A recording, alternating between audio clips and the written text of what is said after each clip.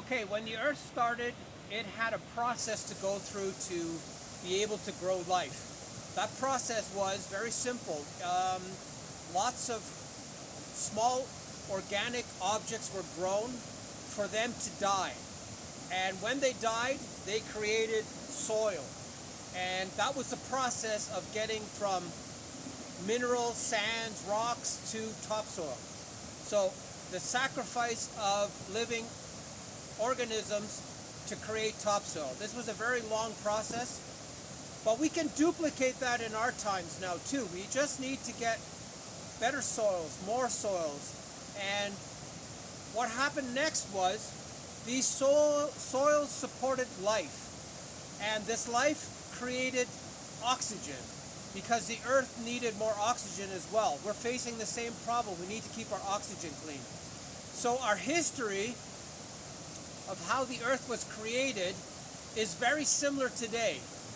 We need to upgrade our soils. We need to create more organic matter for soils to establish themselves. Then what happens next in the process is plant material.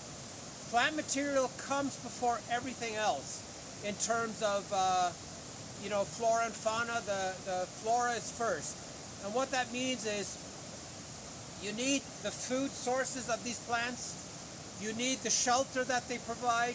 You need all that stuff before you can create the next layer of life, which is, all these little animals that live everywhere and all the energy that's in the soil, the microorganisms, all that stuff needs this circle of regenerative life.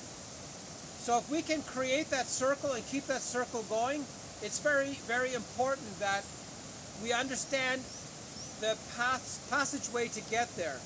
Soils, improve the soils, increase plant life, and automatically when all that happens, when you have more oxygen, where you have better soils, when you have all those things, the animals and the reptiles and everything else will look after themselves because you're giving them the habitat and the resources to multiply and to improve the world. So we need to take a step back, understand how our world was created in the first place.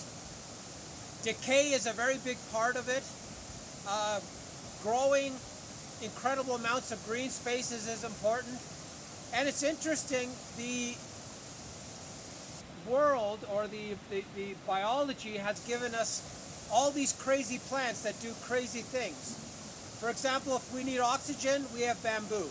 If we want to get rid of nasty chemicals, we use mushrooms. There's all these solutions that humans can use to improve the next stage of our life, the next stage of our children's lives, by improving the fundamentals first and then growing upon that to make our planet green again.